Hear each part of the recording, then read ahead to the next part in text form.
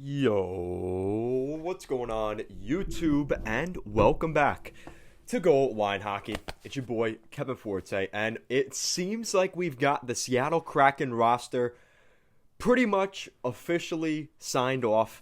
We'll be going over the picks of all 31 NHL teams in this video. So let's start it off with the forwards. Now, the forwards is kind of interesting.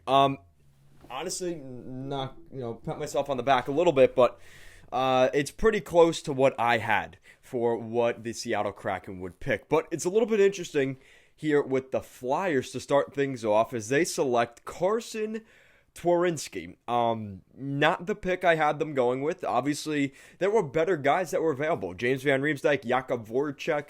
You wonder if there was a side deal in that one. It just doesn't seem to make a ton of sense. So we'll see exactly what the plan is here with this Carson Twarynski move. I think he played with the Lehigh Valley Phantoms last season.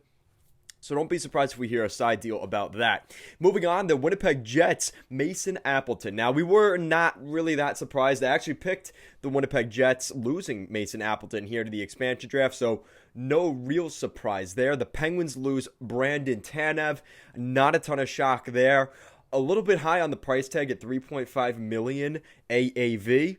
But again, for Seattle to even hit the cap floor, they did need to bring in some of these kind of contracts, and Brandon Tanev fit that bill.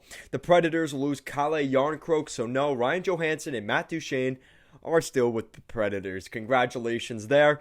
So Kalle Järnkrok, not too surprised there. I had him going to Seattle as well. The Toronto Maple Leafs lost Jared McCann. I had that one as well. They just traded a prospect and a draft pick for him, and they lose him to the expansion. So not really great there. You probably would have rather them taken Alex Kerfoot, but interesting move by Dubas, making that trade before the roster freeze, to say the least. The Tampa Bay Lightning lose Yanni Gourde, so now they should be under the cap at this point after losing Yanni Gourde and his $5.5 million contract per season. The Arizona Coyotes, this one was a little bit interesting. I really thought they were going to go after Christian Fischer. They did not. They go after Tyler Pitlick. He's had a couple good seasons in Dallas and Philly, and he had a pretty good season with the Yotes last year, but I would have taken Fischer. I'm a little bit surprised there. Again, he is an RFA this summer, which may have had some implications in that. The Carolina Hurricanes lose centerman Morgan Geekie. I was surprised they didn't take Jake Bean from the Hurricanes. I was really expecting a former first-round draft pick of Ron Francis in Carolina there in Jake Bean to get picked up. So they must see a lot in Morgan Geekie, 22-year-old center.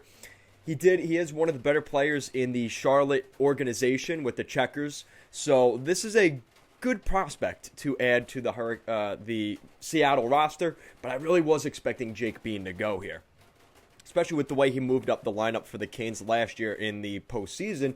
This is actually a pretty, again, you wonder if there was a side deal done here. I'm not saying there was, but I have a weird suspicion there. The San Jose Sharks kind of surprised me here as well. They took Alex Trouet, who actually had a pretty good season last year for the Sharks. But I was expecting them to take a guy like Dylan Gambrell, who just got re-signed by the Sharks, before the roster freeze. Alex Trouet is a good pickup. He's younger than Gambrell, and he may have a higher potential, and that may have been why the Kraken went after him. Now, the Rangers lose Colin Blackwell. Most people had Blackwell or Barclay Goodrow in that deal, but it seems like Goodrow is already signed with the Rangers, so a little bit of, technically the Rangers weren't supposed to talk to Goodrow during the roster freeze, but apparently that deal is pretty much locked up. So Colin Blackwell goes to Seattle. The Avalanche lose Jonas Donskoy. Instead of losing a guy like Graves or Taze, they lose Jonas Donskoy, who coming in at, $3.5 million per season, $3.9 million per season, something like that. That's a good forward to jump into the lineup in the top 6 for Seattle next year. So I like that pick there. The Canucks lose Cole Lind. We picked that one as well. Cole Lind at 22 years old. You kind of had a feeling that, the Vancouver wasn't going to protect Cole Lind. And here he is now a member of the Kraken.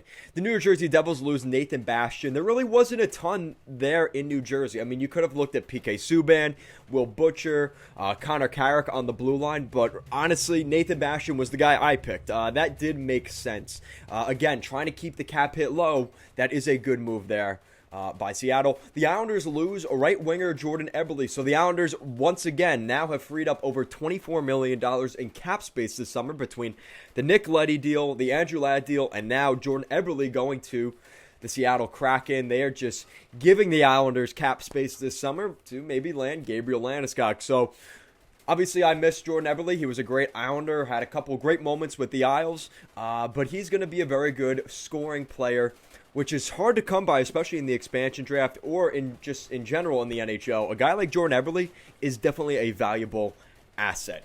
Now moving on to defense, we are taking a look at the Calgary Flames losing Mark Giordano. So they didn't want to give up a first and a third round pick in the next couple years of drafts for Seattle to not take him. They decided, we'll let him go. He's got 1 year left on his deal anyway, and he probably wasn't going to return. We're not going to give up a first and a third, and that's exactly what we see here. Don't be surprised if he gets flipped to a team like the Oilers or the Jets over the next couple of weeks. The Edmonton Oilers lose Adam Larson. He signed a 4-year, $16 million contract, so he will be in Seattle for the foreseeable future. It looked like he was locked up to stay in Edmonton. There was good contract negotiations going on there. But here he is, now a member of the Seattle Kraken. Another one that I got right, we're taking a look at the Dallas Stars, Jamie Alexiak. I thought that was a great move. I agreed with that in my mock predictions. Again, pat myself on the back a little bit there. Jamie Alexiak is a good player. He's going to add, he has a little bit of term on his deal. He played really well for the Dallas Stars last year. He's a good shutdown, third pairing defenseman. I think a guy like Alexiak could even garner value come the trade deadline next year. So this is a guy that could add value from as they continue to move along with their organization. The Boston Bruins, Jeremy Lauzon. Now, I was surprised they didn't take Nick Ritchie, but with the way that this draft went, the fact they didn't take a lot of pending free agents, I'm not terribly shocked. Lauzon had a really good season in Boston. Shout out to the Lauzon family, who actually has reached out to me on the Goal Line Hockey channel. So, he's moving a little bit further away on the West Coast, kind of the opposite side of the continent, but hopefully more opportunity for Lauzon in the lineup on a team like the Seattle Kraken. Now, there was some question about what the St. Louis Blues were going to lose. Was it going to be Tarasenko, Sammy Blais, or a guy like Vince Dunn? And they have decided to go with Vince Dunn. He is a restricted free agent this summer. I'm sure they'll work something out, or they have his rights, so they could trade his rights away if they would like to. So that makes a lot of sense there. The Canadiens lose Cale Fleury. A lot of people did not have Cale Fleury as the guy going. A lot of people had Brett Kulak as a guy that was going to be in the fold. I was surprised they didn't go after a guy like Yoel Armia or Philip Deneau and try and get his signing rights to add more, bolster up the center core. They didn't touch Carey Price or Shea Weber, so there you go. That discussion is officially over. And then moving on to the Los Angeles Kings, they lose Curtis McDermott. I was not really sure what they were going to do in LA because there really wasn't a ton of guys that were that great to choose from. Now, if you wanted to go with the RFA route, again, Andreas Athanasiou, but it seemed like the Seattle Kraken were trying to avoid those conversations and that talk, so they go with Curtis McDermott, and pretty good pickup. The Minnesota Wild, I wonder if there was a side deal here because they take Carson Soucy and his $2.5 million contract. That actually helps out the Wild. Now, again, this summer, the Wild, they're going to rebuild that blue line and that center core because now you've lost Ryan Suter and Carson Soucy on that blue line. And they were playing top four for a majority of the season for the Minnesota Wild last year. So expect them to get some defensemen here via trade, via free agency, because they need some more help on the blue line, especially now after losing Soucy. And yes, they did keep goaltender Kaapo Kähkönen. So the Blue Jackets here, this is an interesting one. I think they avoided Max Domi and just figuring he's not going to fit where we want in the lineup. He wants to play in the top six. He will not get that opportunity with us. And at $5.5 million, I think Seattle said, we'll take a guy like Jordan Eberle or somebody else instead, a guy like Yanni Gourde. So they go with Gavin Bayreuther, which definitely interesting move. I'm not too sure how much I like the deal. It's not a bad deal. I mean, it works, but definitely not the way I was expecting them to go. Like I said, there may have been a side deal there.